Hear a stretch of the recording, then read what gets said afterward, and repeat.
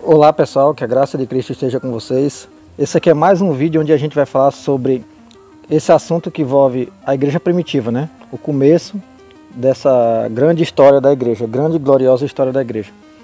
E aqui na igreja primitiva a gente vai analisar a visão teológica da salvação nesse período da igreja primitiva. O que é que eles falavam sobre a salvação? O assunto soteriologia, né? Que é a palavra no grego.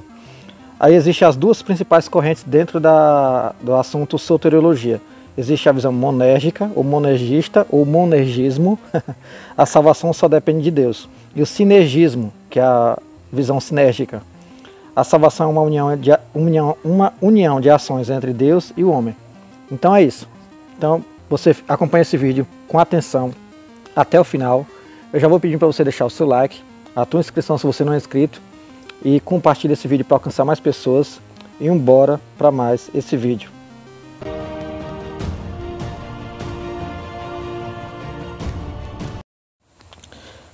Então vamos começar aqui a leitura. A visão monergista da salvação, que enfatiza que a salvação é realizada unicamente por Deus, sem a cooperação ativa do ser humano, não era amplamente defendida na igreja primitiva.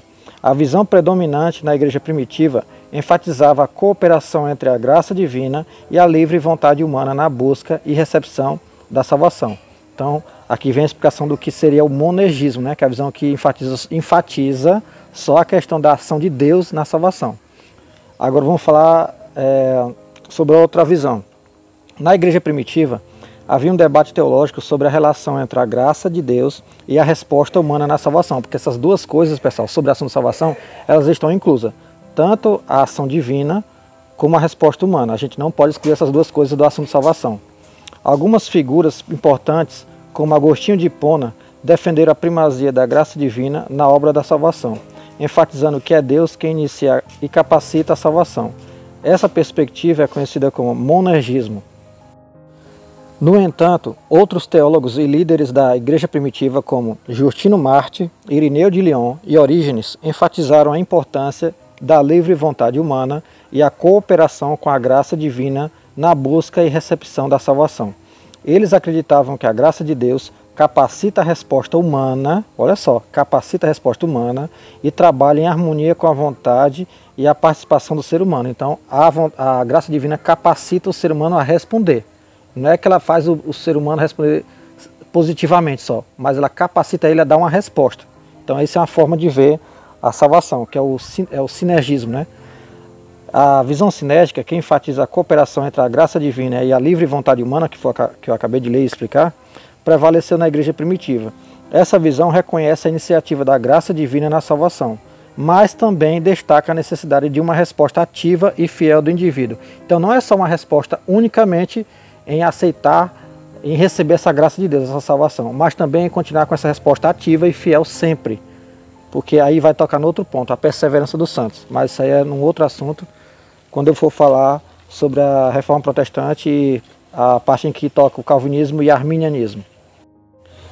Embora existissem teólogos e escritores da igreja primitiva que enfatizavam a graça divina como a principal causa de salvação, como Agostinho de Hipona, eles ainda reconheciam a importância da resposta e da vontade humana.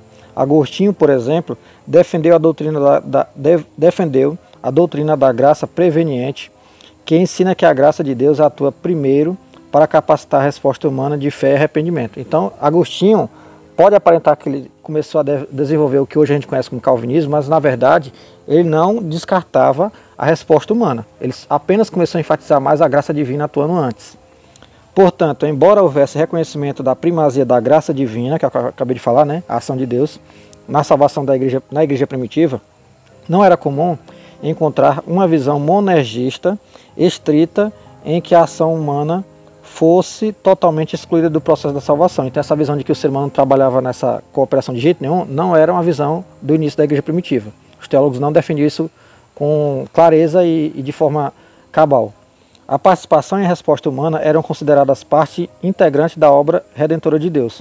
É importante notar que a compreensão teológica e as ênfases em relação à salvação têm evoluído e se desenvolvido ao longo da história da igreja. E diferentes tradições teológicas podem ter suas próprias ênfases sobre a graça e a resposta humana. que aí é o debate que foi ao longo dos séculos, até chegar na Reforma Protestante, que onde foi sistematizado, o ensino sobre a salvação. E as duas principais correntes que vocês já devem ter ouvido falar, calvinismo e arminianismo, de João Calvino e Jacob Armínio.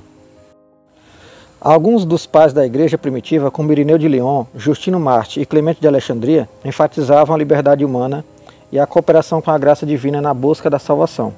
Eles viam a participação humana como a fé e a obediência como uma resposta necessária à graça de Deus. Então, eles enfatizavam isso, né? A fé e a obediência junto com a graça de Deus atuando.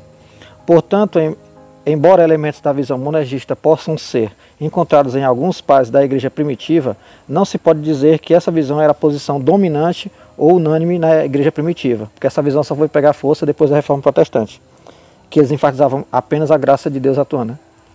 As opiniões e as ênfases teológicas variaram e as questões relacionadas à salvação e a relação entre a ação de Deus e a resposta humana continuaram a ser objeto de discussões e debates ao longo dos primeiros séculos da igreja. Então é isso, pessoal. Isso aqui é uma primeira abordagem sobre o assunto de salvação.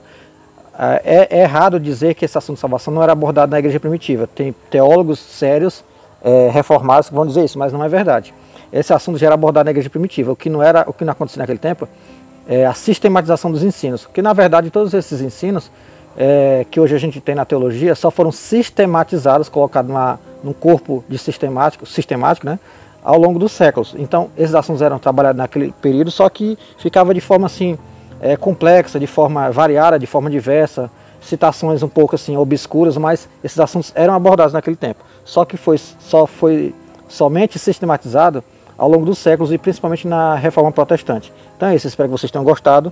Fiquem atentos para os próximos vídeos que vão vir, vai ser uma série de vídeos sobre a história da igreja, eu estou só começando.